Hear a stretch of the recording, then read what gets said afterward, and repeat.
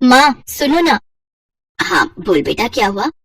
आज ना मेरे सारे दोस्त पार्टी करने जा रहे हैं, मैं भी उनके साथ जाना चाहती हूँ, तो मुझे थोड़े पैसे दे दो ना। अच्छा रुक, अभी ये ले। ये क्या माँ, बस 100 रुपए? इनमें क्या होगा? माँ मैं किसी मेले में नहीं जा रही हूँ, एक बढ़िया से रेस्टोरेंट में पार्टी कर रहे हैं हम सब। इतने पैसे तो वहाँ का वेटर टिप में ले जाता है। पायल तुझे पता है कि इन 100 रुपयों को कमाने के लिए तेरे पापा को कितनी मेहनत करनी पड़ती है। बेटा हमें उतना ही खर्च करना चाहिए जितनी हमारी चादर हो। मुझे पता था कि तुम यही सब नाटक करोगी, पर मुझे तुम्हारा लेक्चर सुनने में कोई इंटरेस्ट नहीं है। तुम रहने दो माँ। ऐसा करो तुम ना ये 100 रुपए भी अपने पास रखो, मुझे नहीं चाहिए। और ऐसा करती हूँ अब से मैं कॉलेज भी पैदल ही जाया करूंगी, उससे ऑटो के 30 रुपए भी बच जाएंगे। पापा को 30 रुपए भी कमाने में मेहनत लगती होगी ना। ये क्या बात हुई पायल, ये तो सरासर बदतमीजी है। ज्योति अपनी बात पूरी कर पाती उससे पहले ही पायल पैर पटकते हुए वहाँ से चली गई। ये कहानी इसी लड़की पायल और उसकी माँ ज्योति की है। ज्योति के पति का नाम अजय था और उन दोनों की इकलौती बेटी थी पायल। अजय एक कार मैकेनिक था। ज्योति और अजय में अच्छी बनती थी, लेकिन इनकी बेटी पायल, उसके मिजाज जरा अलग थे। उस दिन अपनी माँ से नाराज होकर जब वो अपने कॉलेज पैदल ही जाने लगी, तभी रास्ते में उसके पास एक बड़ी सी गाड़ी आकर रुकी। ओह हाय पायल, कैसी हो? सॉरी, मैंने आपको पहचाना नहीं। अरे मैं तुम्हारा सीनियर विकास, बीएससी फाइनल ईयर। हम मिले थे ना उस दिन कॉलेज लैब में। ओह हाँ, अब याद आया। हाय, मैं अच्छी हूँ। What about you? I am too good. तुम कॉलेज ही जा रही हो ना? हाँ।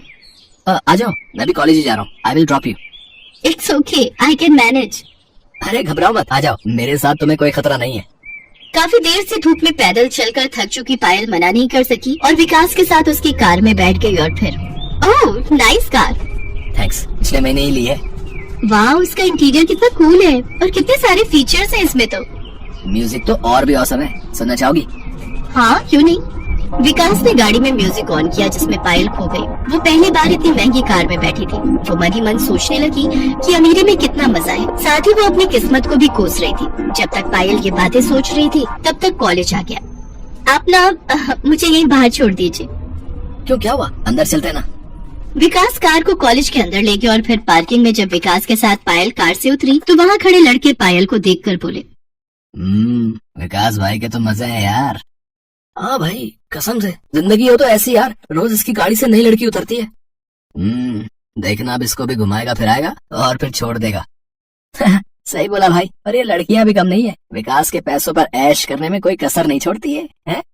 ये दोनों लड़के जो विकास के बारे में बात कर रहे थे वो विकास की क्लास में ही पढ़ते थे और विकास को अच्छे से जानते थे। लेकिन इन सब बातों से अनजान पायल तो हैंडसम और रईस विकास की दीवानी हो चली थी। अब हर रोज ही विकास पायल को बस स्टॉप से पिक करता और फिर वो दोनों साथ में विकास की गाड़ी से कॉलेज जाते। फिर धीरे धीरे वो दोनों कॉलेज से बाहर भी मिलने लगे। पायल को लग रहा था कि विकास जैसे हैंडसम और अमीर लड़के से शादी करके उसकी किस्मत ही बदल जाएगी, लेकिन विकास के इरादे कुछ और थे। वो एक नंबर का मक्कार और अय्याश लड़का था। वो सिर्फ अपने करोड़पति पिता के पैसों पर मौज करता था। एक दिन विकास की कार पंचर हो गई और विकास ने जिस दुकान के बाहर गाड़ी लगाई वो पायल के पापा की दुकान थी। उन्होंने जैसे ही पायल को विकास के साथ उसकी गाड़ी में देखा तो फौरन पायल पर भड़कते हुए बोले, पायल तुम इस गाड़ी में क्या कर रही हो और ये लड़का कौन है?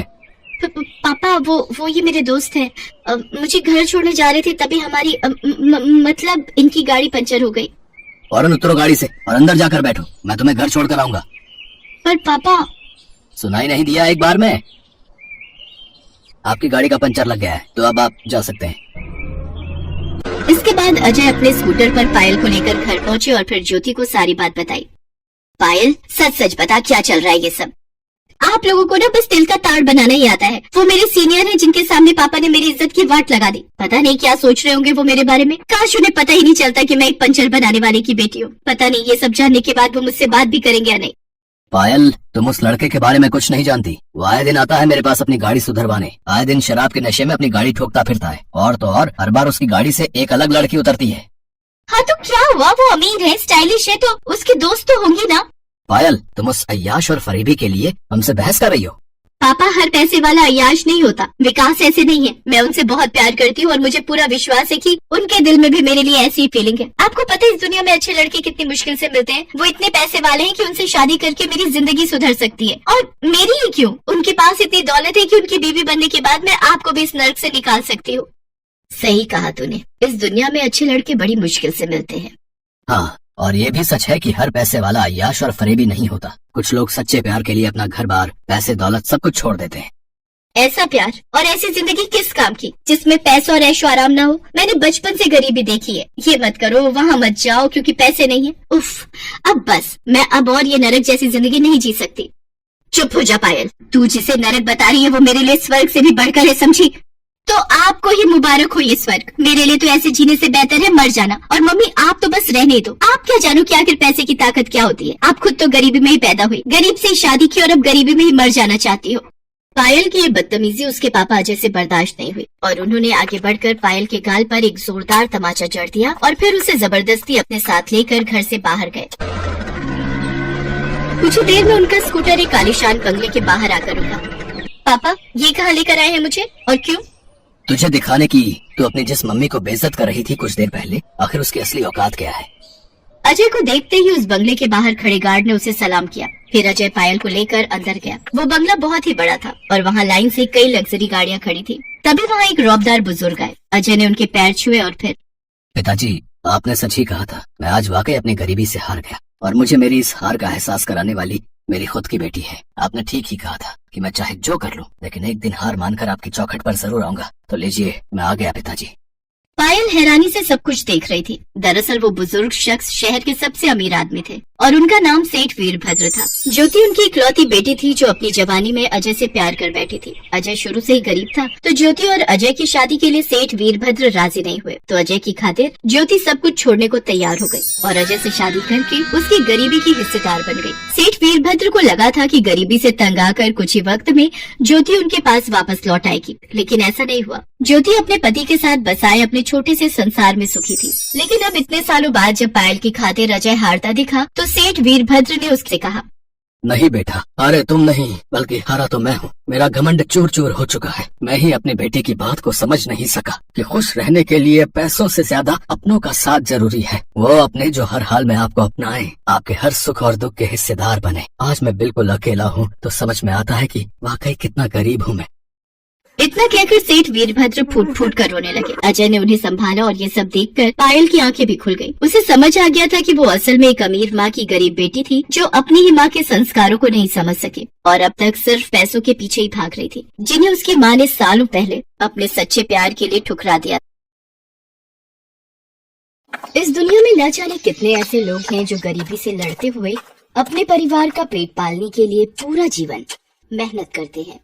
लेकिन इंसान में अगर शिद्दत हो तो उसका हर सपना जरूर पूरा होता है।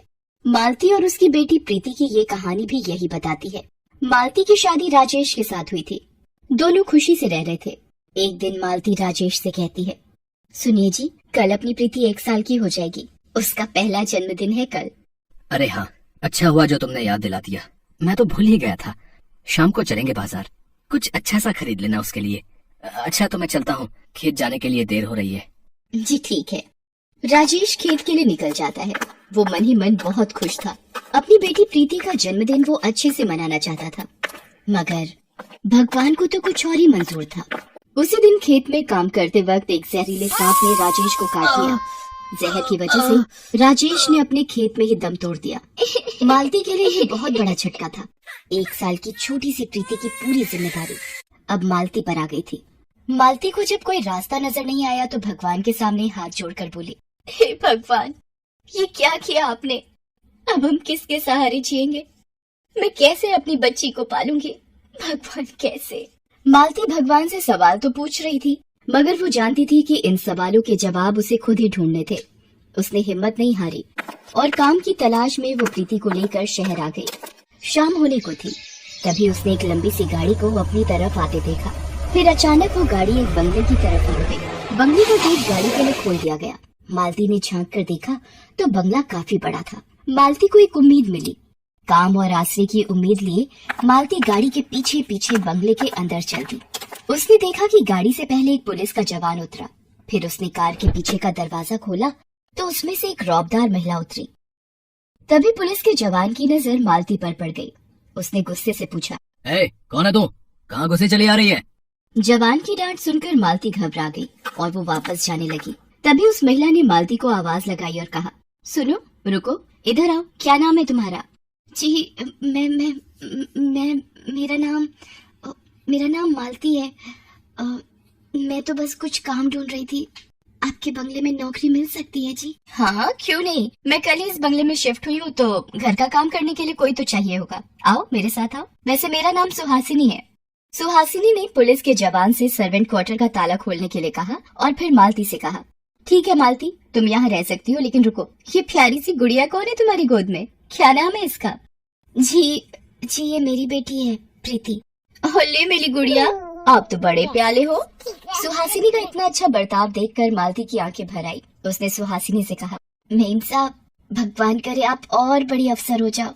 मालती की बात सुनकर सुहासिनी मुस्कुराई। पास ही खड़ा जवान जोर से हंसने लगा और मालती से बोला, बड़ी अफसर मतलब? मैडम इस जिले की कलेक्टर हैं, IAS सुहासिनी पांडे। उनसे बड़ा कोई नहीं यहाँ।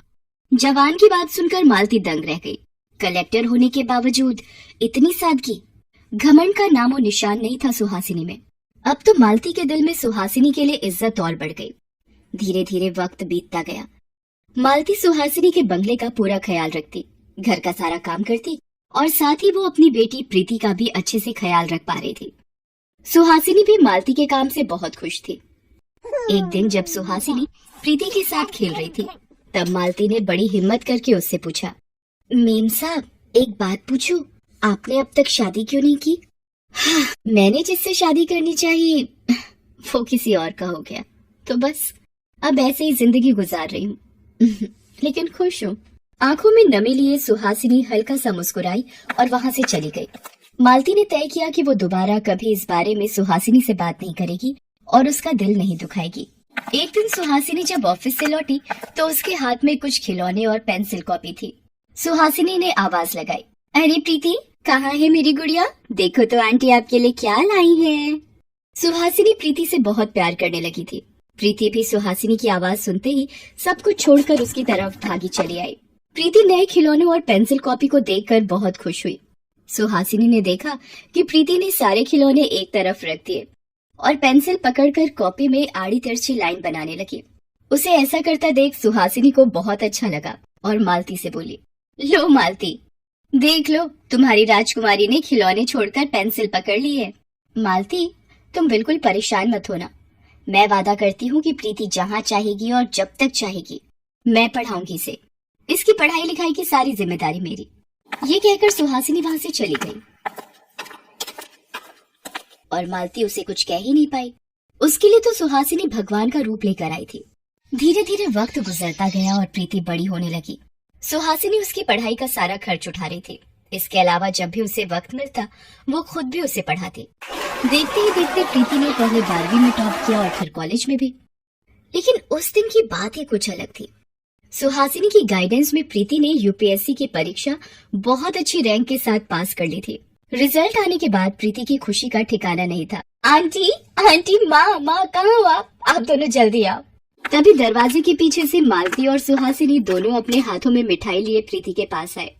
तुमने यूपीएससी क्रैक कर दिया ना, तो क्या ये बात मुझे नहीं पता चलेगी? मेरी गुड़िया रानी, I am proud of you.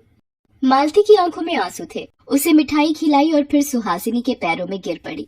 Ma'am साहब, मैं कैसे आपको शुक्रिया अदा करूं? आप भगवान हो हमारे लिए।